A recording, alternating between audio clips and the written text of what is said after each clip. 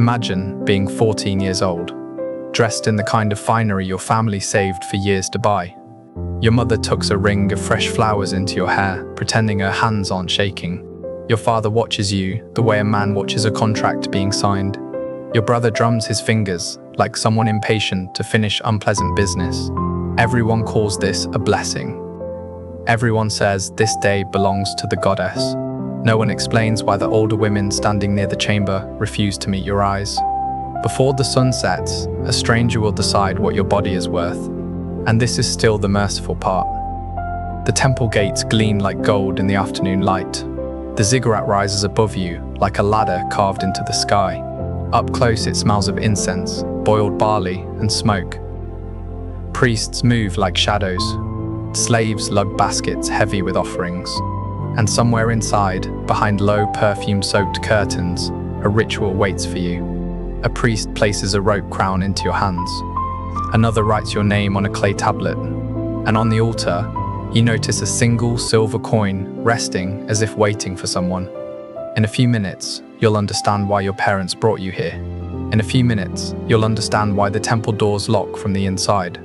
In a few minutes, you'll learn this ritual has nothing to do with devotion, and everything to do with ownership. This isn't myth. This was Babylon, a system so normalized that ancient writers described it without flinching, and so disturbing that modern historians still argue over whether the truth is too dark to accept. And by the time the first stranger approaches the girl beneath the ziggurat shadow, you will understand the real purpose of Babylon's most sacred ritual, and why the world tried to forget it. If hidden horrors of the past fascinate you, subscribe to, hit the like button, and once you reach the moment that unsettles you most, tell me where you're watching from. Let's begin. Her name is Beltane, and this is where her story truly begins. Now, picture yourself as Beltane, standing at the threshold of Ishtar's temple. There are other girls like you, some older, some younger. Some appear composed, some look like they wish to melt into the tile. They hand you a thin cord. It is coiled, soft, braided from plant fiber. A crown for the holy, the woman beside you says. They place it around your head, like a crown that tightens rather than glows. You smile because everyone else is smiling. You do what is expected. You are offered barley cakes and a cup of sweet beer. You bow. You learn the hymns, your voice small against the chant. Herodotus described it bluntly.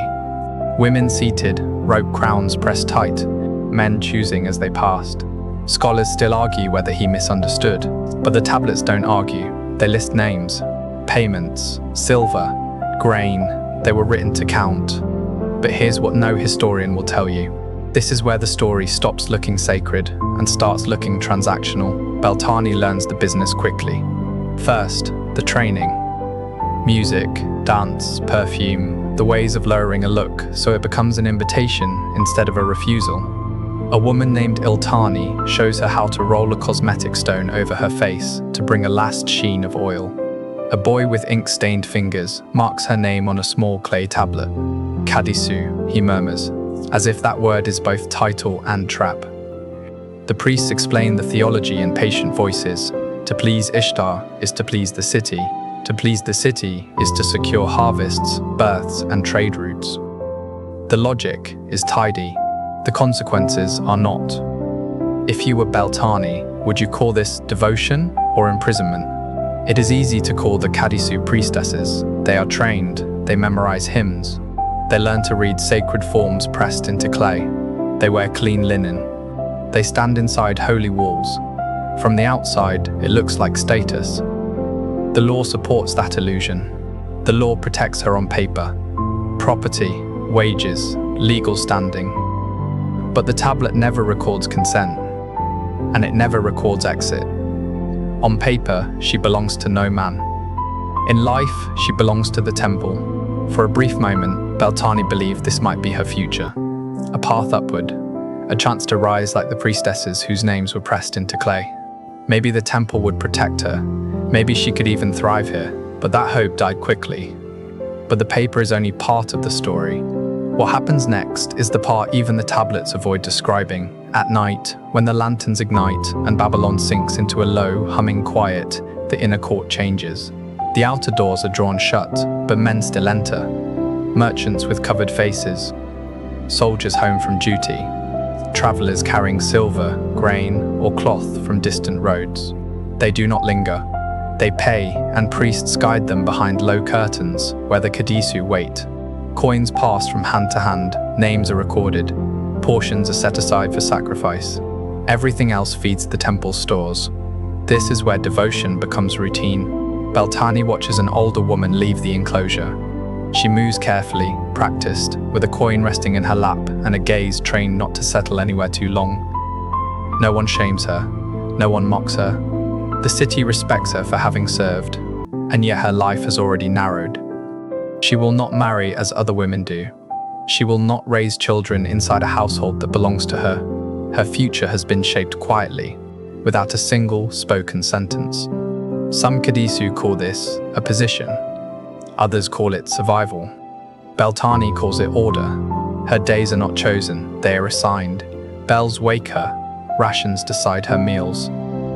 Names spoken by priests decide when she serves. No one threatens her, no one restrains her. Still, nothing belongs to her time. A woman who cannot leave is not staying by choice. At night, lying on her narrow mat, Beltane thinks of the smell of wet barley, of her mother's hands smoothing her hair, of the rope crown still resting lightly against her temples. She wonders how long perfume can hide exhaustion. The tablets offer no answer. They simply stop recording names. And then there is another ritual. Once a year, during the New Year festival, the temple prepares a sacred marriage meant to secure the city's future. It is dressed in hymns and symbols, spoken of as union and blessing. Inside the walls, it feels less like celebration and more like proof that the goddess's favor has been purchased again. The temple does not accept refusal. Beltane is still new enough to believe the goddess might be gentle. The hymns speak of gardens and rain, of love that nourishes the land, but the priests speak of service and the men speak of payment. The purpose is never hidden. The city must be fed. The city must endure. As dusk settles, Beltane lifts the rope crown once more. The inner court doors close. Rugs are laid out. Records are straightened. Girls adjust their hair while chants rise, old and insistent. Something shifts behind a curtain. The air tightens. One more name will be taken. One more entry added. One more night absorbed into memory. A priest murmurs words she barely hears. Incense fills her lungs. A coin waits somewhere beyond her sight. A narrow rope path marks the ground, guiding where she must sit. A man will choose. When the curtain trembles, Beltane understands that the choice was decided long before she arrived here. The fabric parts. It falls shut behind the stranger. The rope crown digs into her palms as she grips it, suddenly aware of its meaning. The priests call it sacred. The older Kadisu know better. Once it touches your hair, the temple claims more of you than your family ever could. Footsteps cross the tiled floor. Sandals scrape clay. The man is not cruel. He is ordinary, following a custom older than either of them. He hesitates. Then the silver falls. It lands in Beltane's lap with a sound too small for what it seals. The priest exhales. The scribe presses a mark into clay. The coin does not need to be large, it only needs to be given. And because it was given, it cannot be refused. Tradition says she must rise, and here, tradition is law. This moment is not the end, it is the entry point. Once the coin has fallen, nothing needs to be explained. The priest gestures forward. The stranger walks ahead. Beltane's knees shake, but her feet obey. The path has already been decided for her.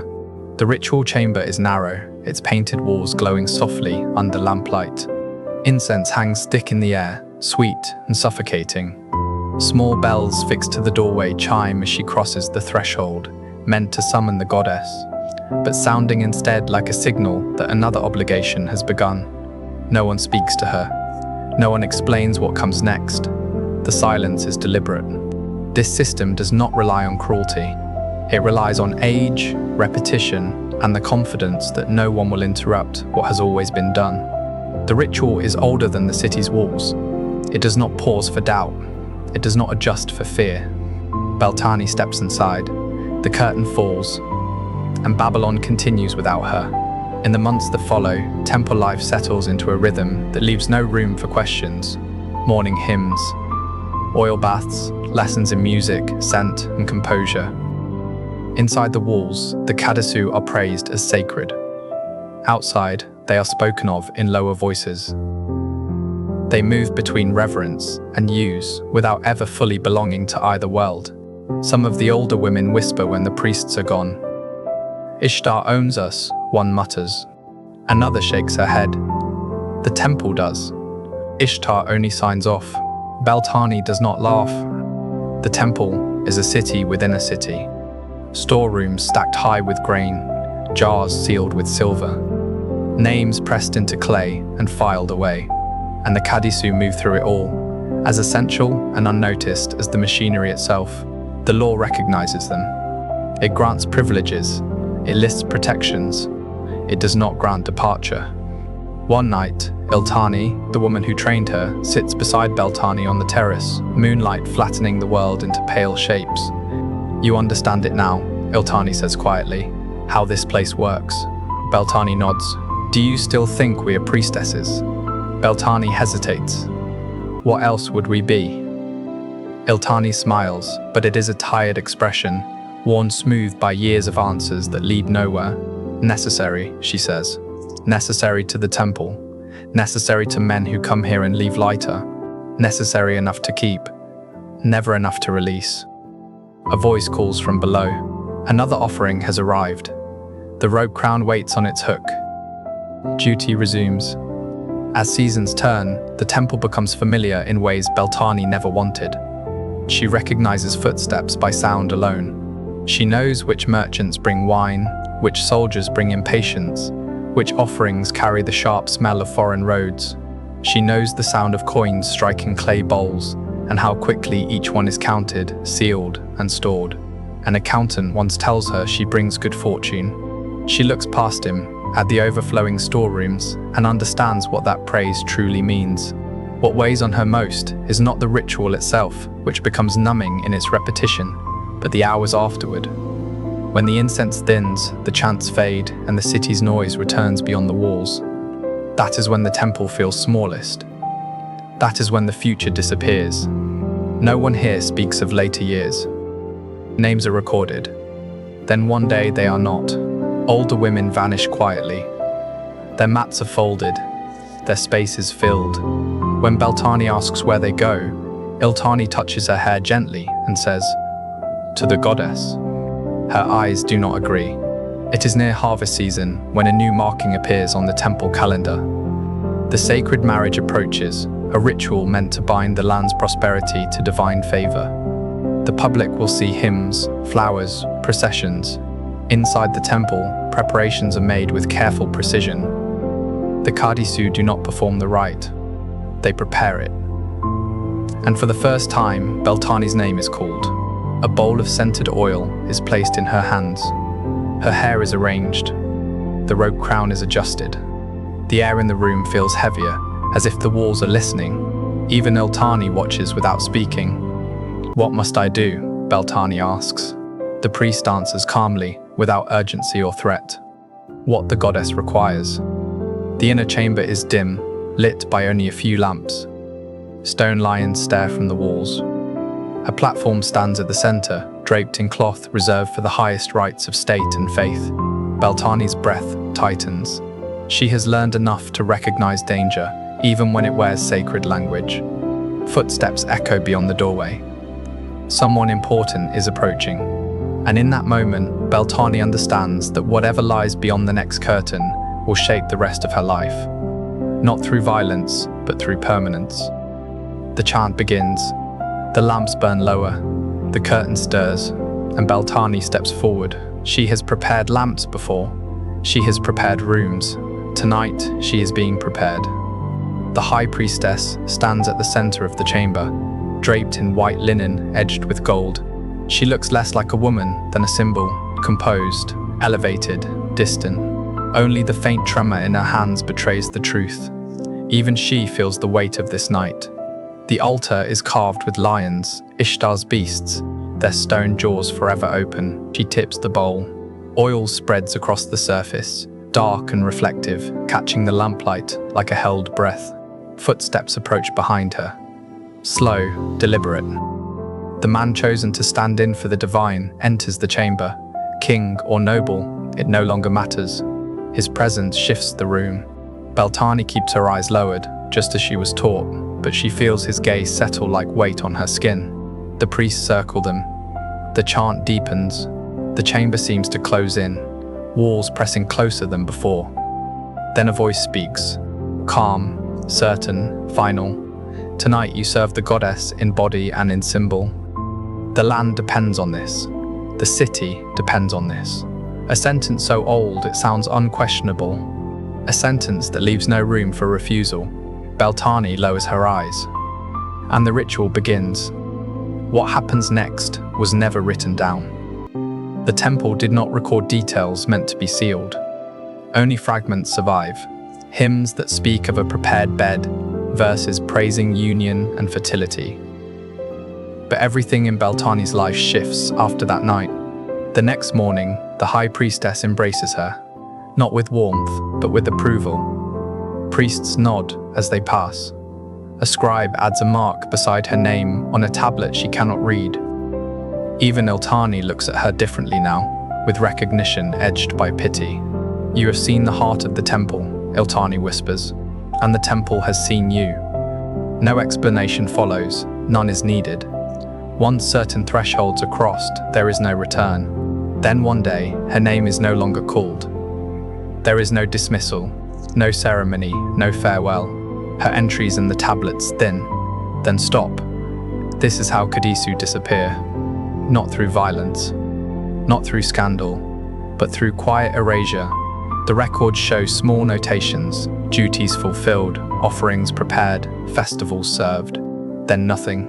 The temple has taken what it required, and it moves on. This is how countless lives ended inside Ishtar's walls, not with drama, but with absence. Scholars argue because argument is safer than conclusion.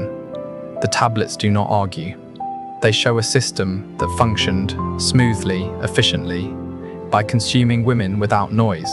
Payments recorded, roles assigned, rituals regulated, bodies folded into law and ledger. Some women entered willingly. Others were given by families with no other options. A few gained status. Most faded without trace. Beltane lived in the middle, shaped by a system that elevated her just enough to make her useful, then swallowed her whole. History does not preserve voices like hers. The temple recorded grain and silver, not fear, not hope, not regret. And yet the silence around her name speaks clearly. It tells us she was never meant to be remembered, only counted.